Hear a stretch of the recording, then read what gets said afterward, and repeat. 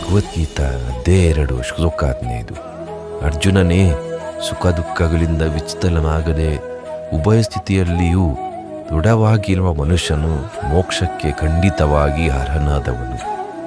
ಇಲ್ಲಿ ಕೃಷ್ಣ ಅರ್ಜುನ ಹೇಳ್ತಾರೆ, ಅರ್ಜುನ, ಸುಖ ದುಃಖಗಳಿಂದ ವಿಚಲಿತನಾಗಬೇಡ, ಭಯ ಪಡಬೇಡ.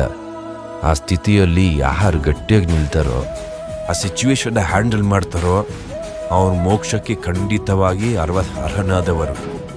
ಅಂದರೆ ಮೋಕ್ಷ ಅಂದರೆ ಮನುಷ್ಯನ ಅಂತಿಮ ಘಟ್ಟ. ನಾವು ಮಾಡಿರೋ ಒಳ್ಳೆ ಕರ್ಮ ಫಲಗಳಿಂದ ನಮಗೆ ಮೋಕ್ಷ ಸಿಗುತ್ತೆ. ಮನುಷ್ಯರ ಜನ್ಮದಲ್ಲಿ ಮೋಕ್ಷ ಅನ್ನೋದು ದೊಡ್ಡ ವಿಷಯ. ಮೋಕ್ಷ ಒಂದು ಆಗ್ಬಿಟ್ರೆ ಮನುಷ್ಯರಿಗೆ ಅವನಿಗೆ ಮರುಜನ್ಮ ಇರೋದಿಲ್ಲ.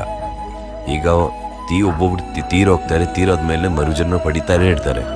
ಹಾಗೆ ಯಾಕೆಂದರೆ ಮೋಕ್ಷ ಪಡೀಲಿಕ್ಕೆ ಒಳ್ಳೆ ಕರ್ಮ ಫಲ ಮಾಡಬೇಕು, ನಾವು ಒಳ್ಳೆ ಕಾರ್ಯ ಮಾಡಬೇಕು, ನಾವು ಧರ್ಮದ ದಾರಿಲಿ ನಡಿಬೇಕು. ಅಂಥವರಿಗೆ ಮೋಕ್ಷ ಸಿಗುತ್ತೆ. ಮೋಕ್ಷ ಸಿಕ್ಕಿದ್ರೆ ಕೃಷ್ಣನ ಒಂದು ಅಂಗವಾಗಿ ನಾವಿಡ್ತೀರಿ. ಮತ್ತೆ ಮರುಜನ್ಮ ಪಡೆಯೋದಿಲ್ಲ.